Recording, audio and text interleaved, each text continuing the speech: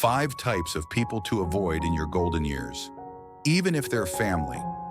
As we grow older, life becomes less about chasing after endless goals and more about embracing peace, meaningful connections, and self-care.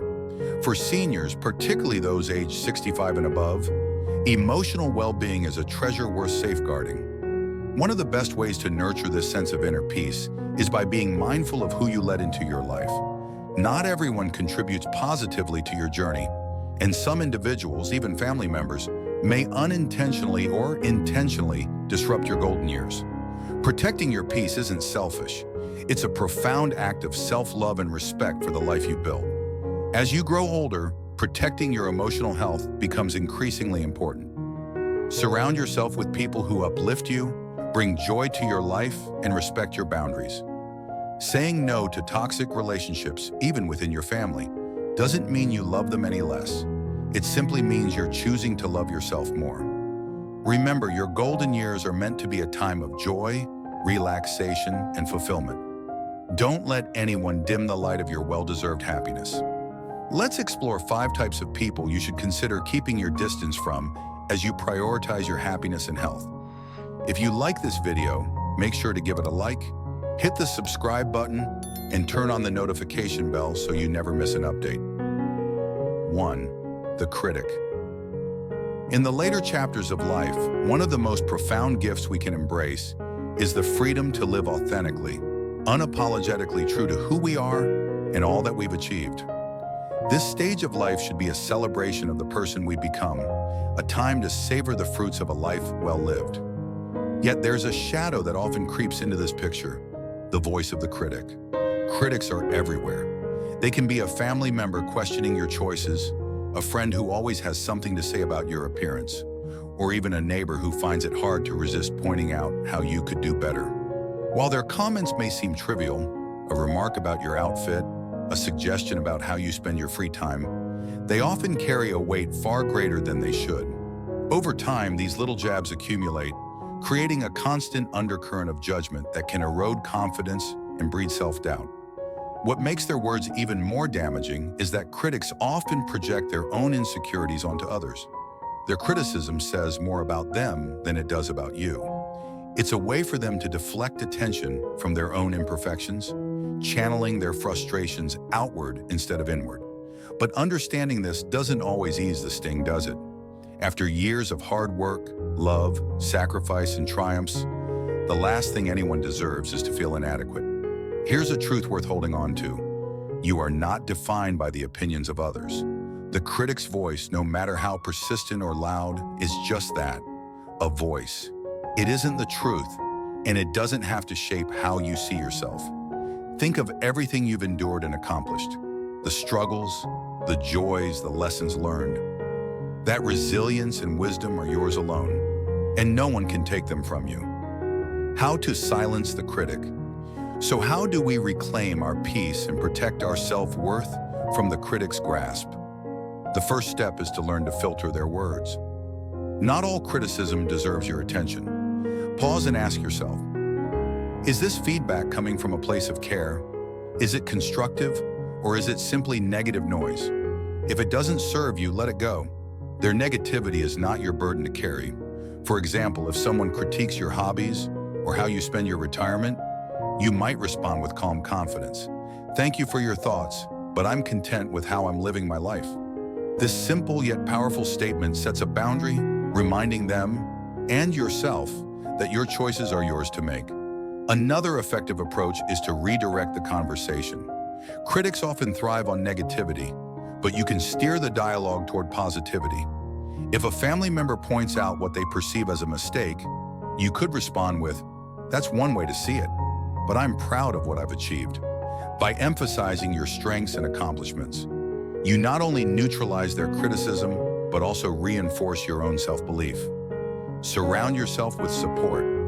Equally important is curating your circle of influence. Spend time with those who celebrate your achievements and uplift your spirit.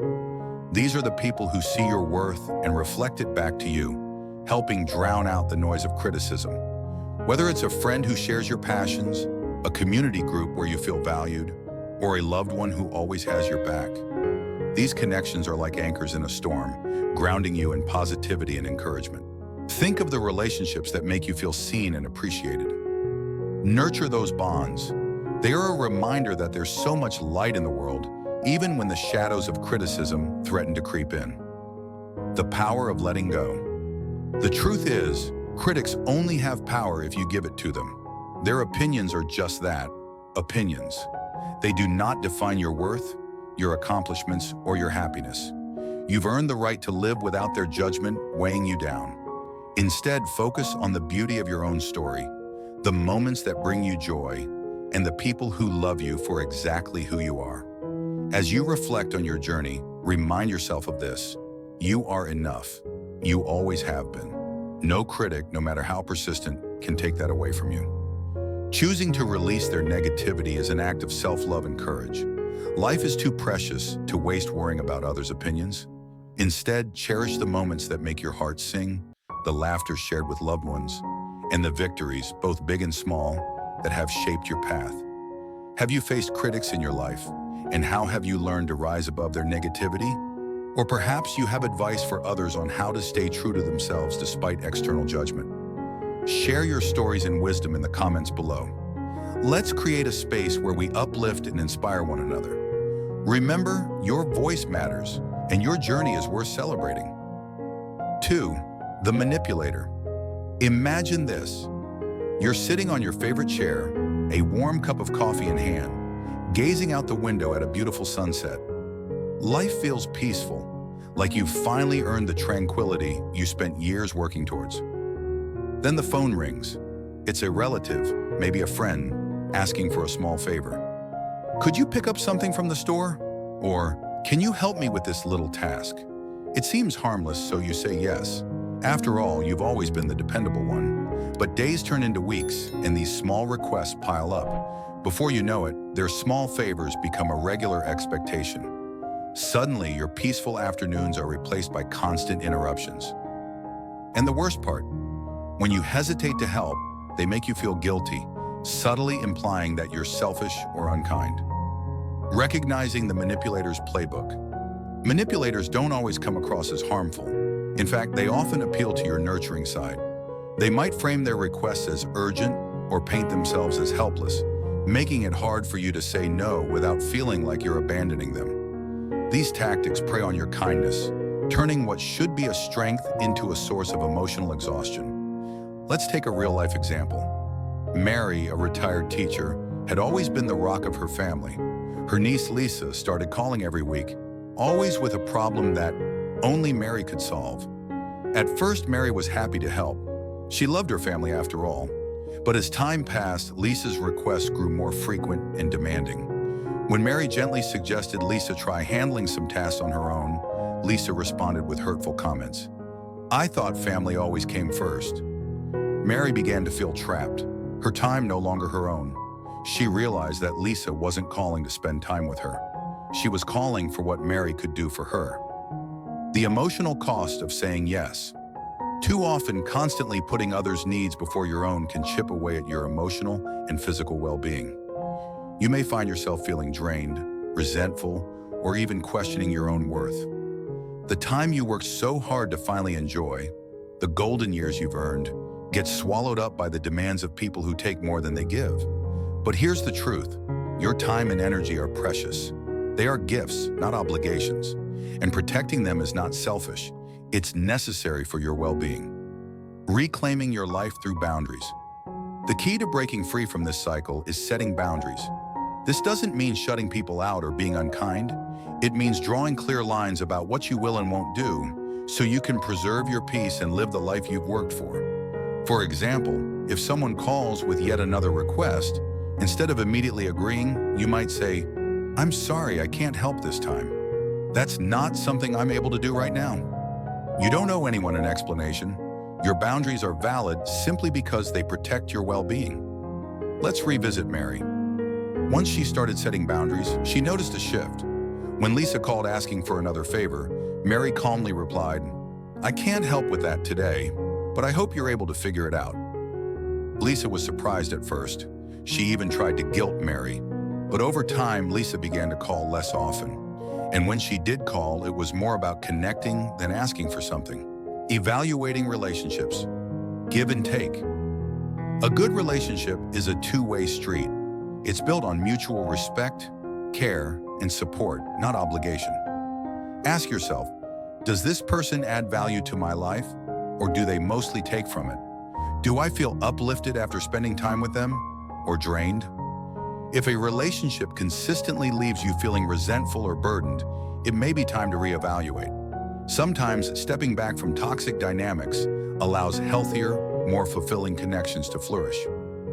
The courage to say no. Saying no doesn't make you unkind. It makes you strong. It says, I value myself enough to protect my peace. And that's a powerful message, both to yourself and to others. As you navigate this stage of life, let go of the fear of disappointing others.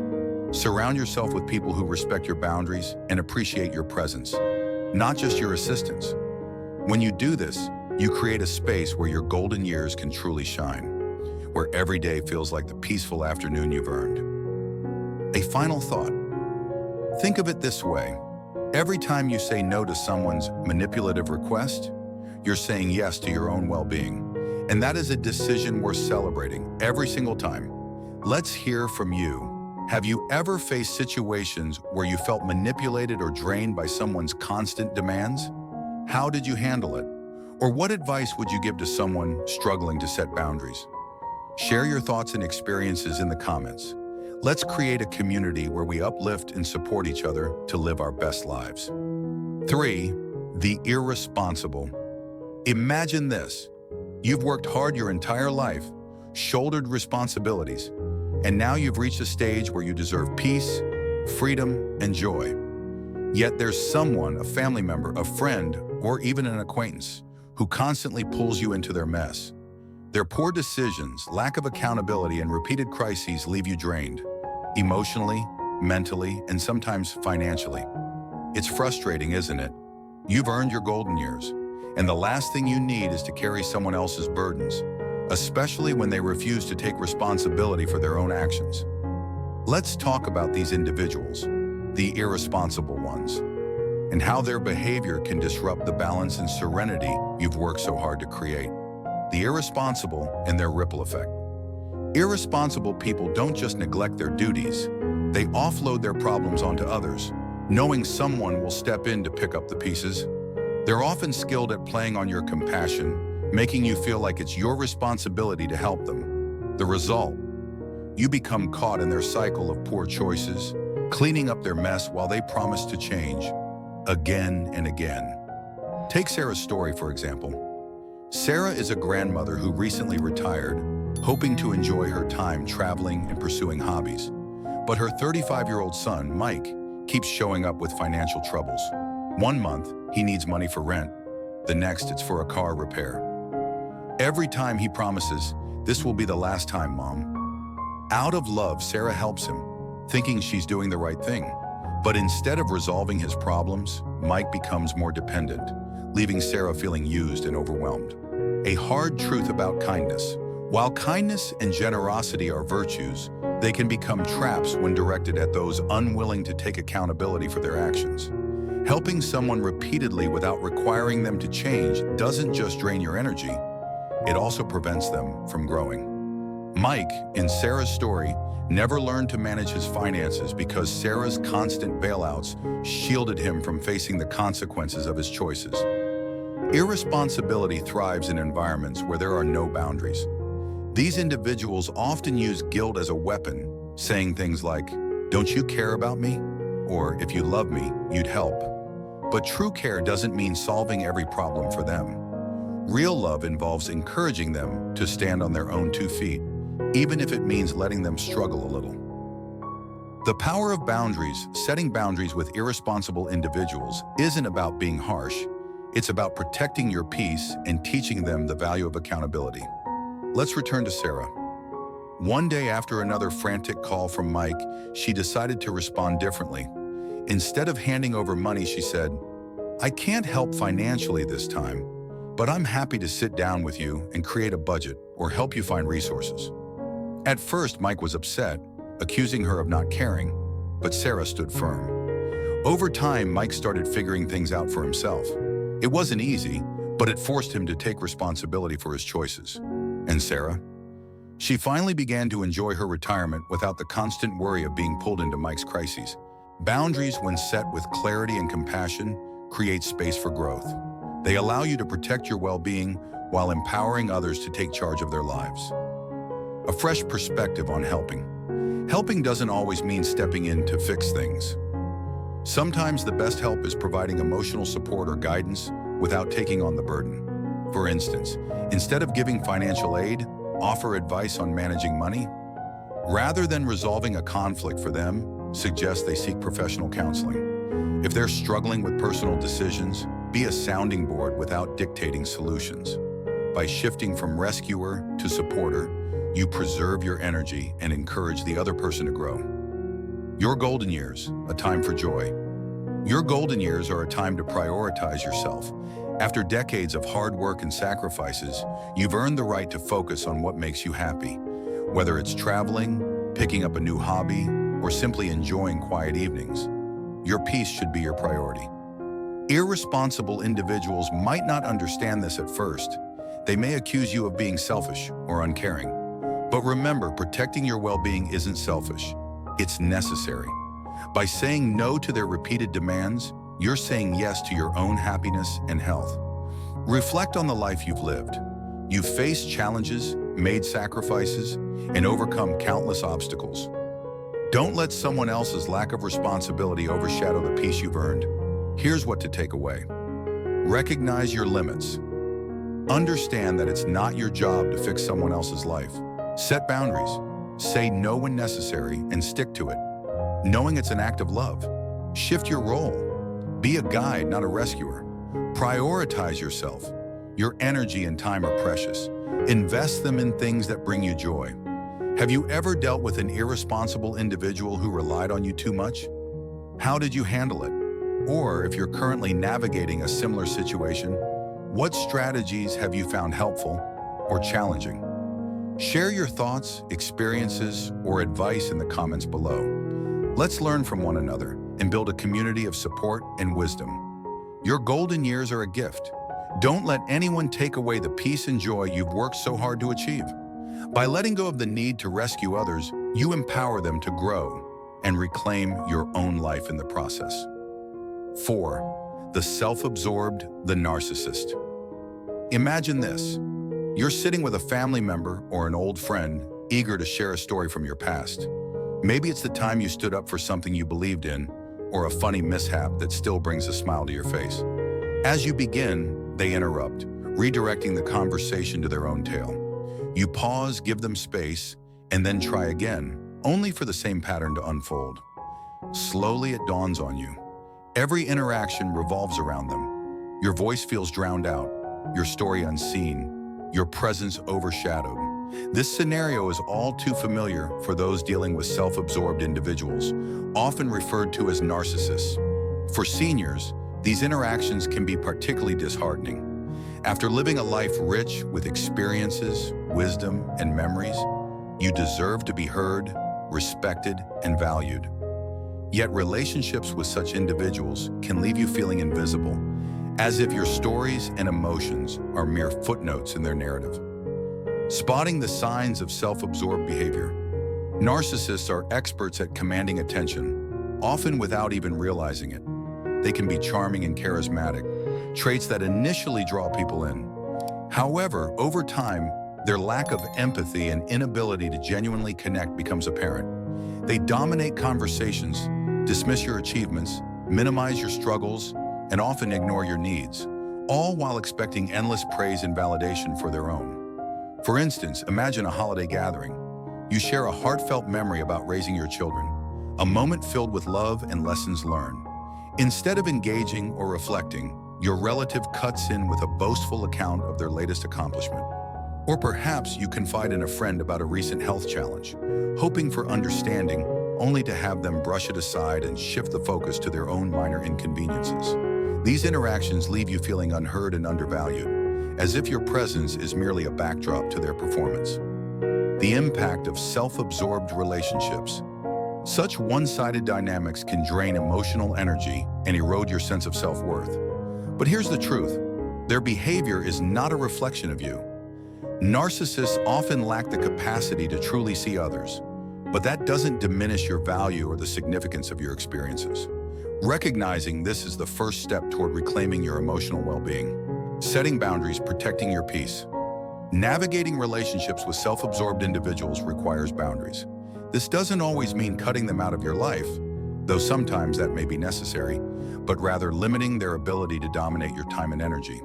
For example, reclaim conversations. If they interrupt or redirect, gently steer the focus back.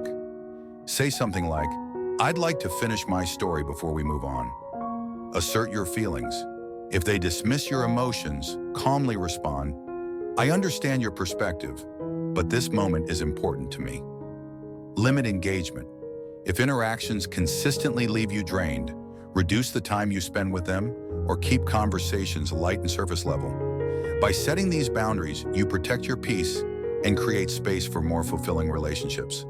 Seek connections that uplift your golden years. Should be a time of joy, reflection, and connection with those who celebrate and uplift you. Seek out relationships where empathy, mutual respect, and genuine care form the foundation.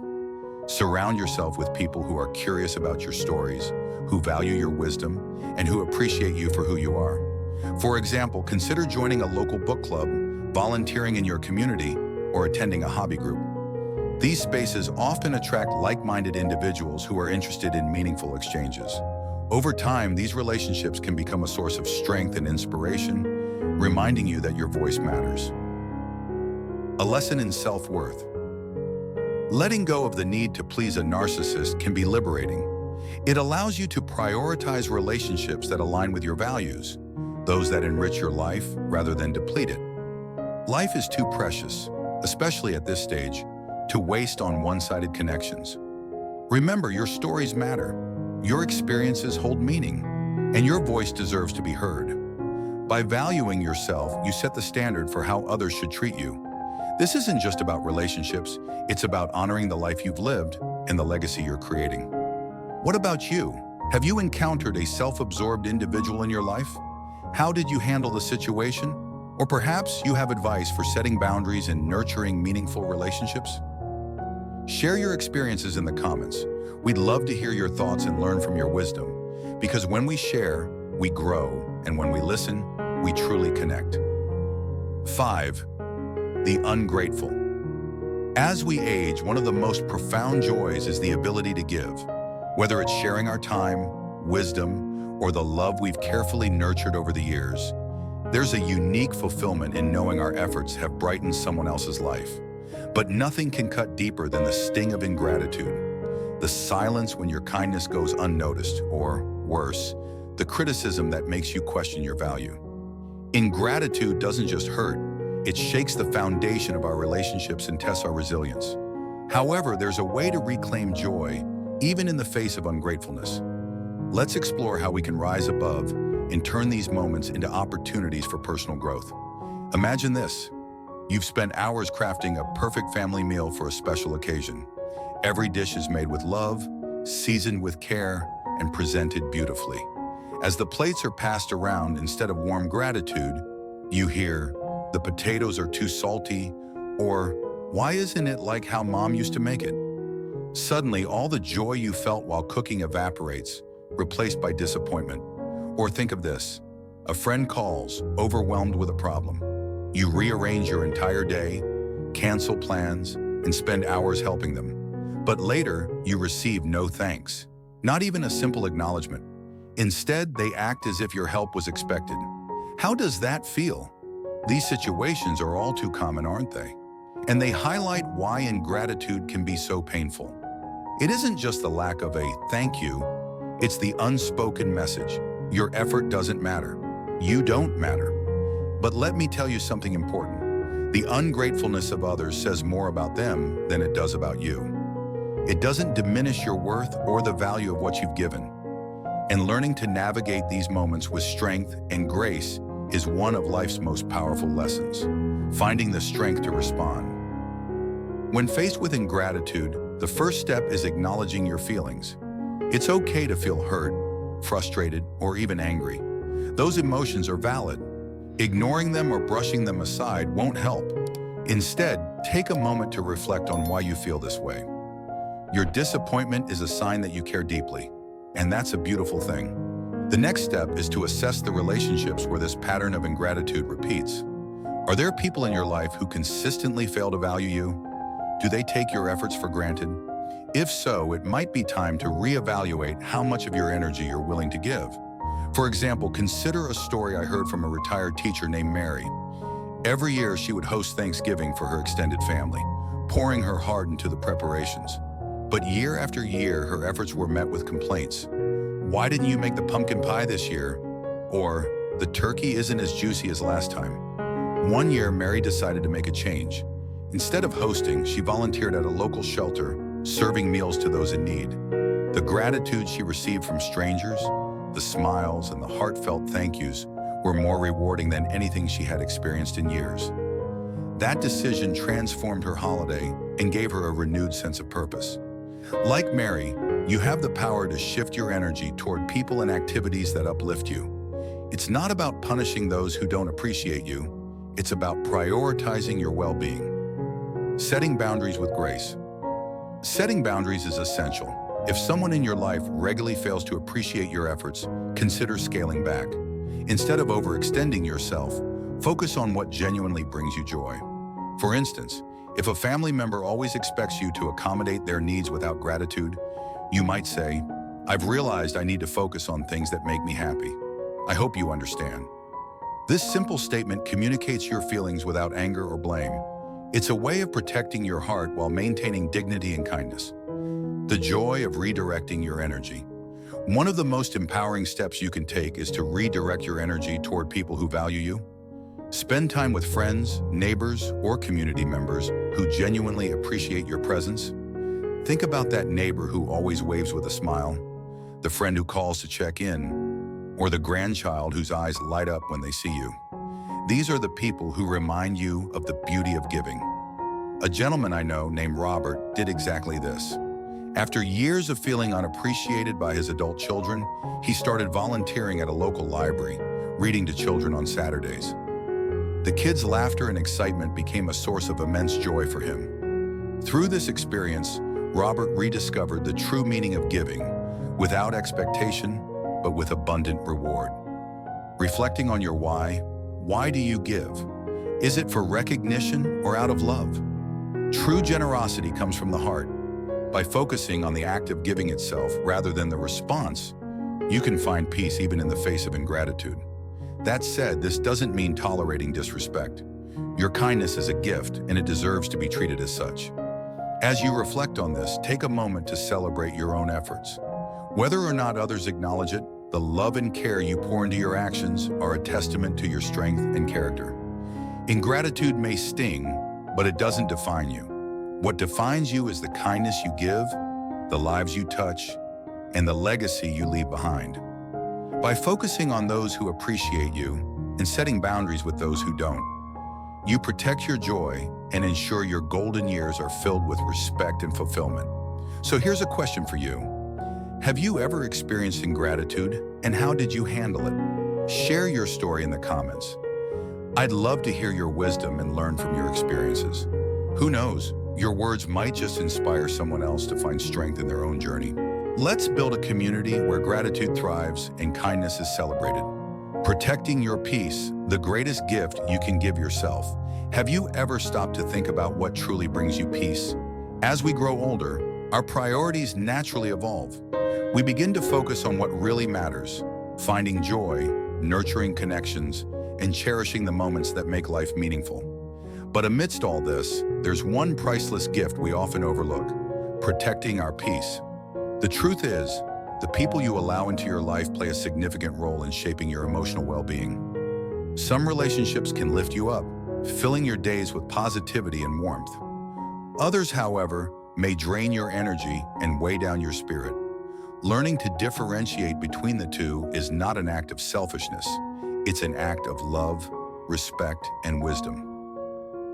The power of boundaries. Consider this. You've spent decades giving your time, energy, and love to others. You've built relationships, faced challenges, and celebrated victories. Isn't it time to offer yourself that same love and care? One of the most important ways to do this is by setting boundaries. Boundaries don't push people away, they help protect your space, allowing only those who uplift and respect you to stay. Letting go of toxicity. Toxic relationships come in many forms: manipulation, constant criticism, selfishness, or even a lack of gratitude. Choosing to distance yourself from these dynamics is not about harboring resentment. It's about prioritizing your well-being. Think of it like clearing clutter from your home. When you remove the unnecessary, you create space for what truly belongs. The beauty of embracing what matters. Your golden years are a time to cherish and celebrate what truly matters.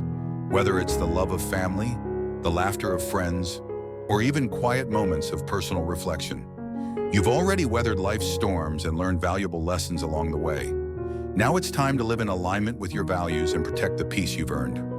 Ask yourself who or what adds value to your life. What relationships bring you warmth, laughter, and encouragement? These are the people and experiences worth prioritizing. By focusing on them, you not only honor your own worth, but also set a powerful example for others to do the same. Your peace is your legacy. Remember, life is far too precious to spend it accommodating those who drain your energy. Protecting your peace is not just about the here and now. It's about the legacy you leave behind. It's about creating a space where love, respect, and fulfillment can flourish, both for yourself and for those you hold dear. As you reflect on this message, I invite you to share your thoughts. What is one relationship or boundary you've set that has brought you peace? Or what advice would you give to others seeking to protect their emotional well-being? Let us know in the comments below. Your wisdom could inspire someone else on their journey. If you found this video helpful, please like, share, and subscribe to our channel for more uplifting content. Together, let's build a community that uplifts and supports one another. Thank you for watching.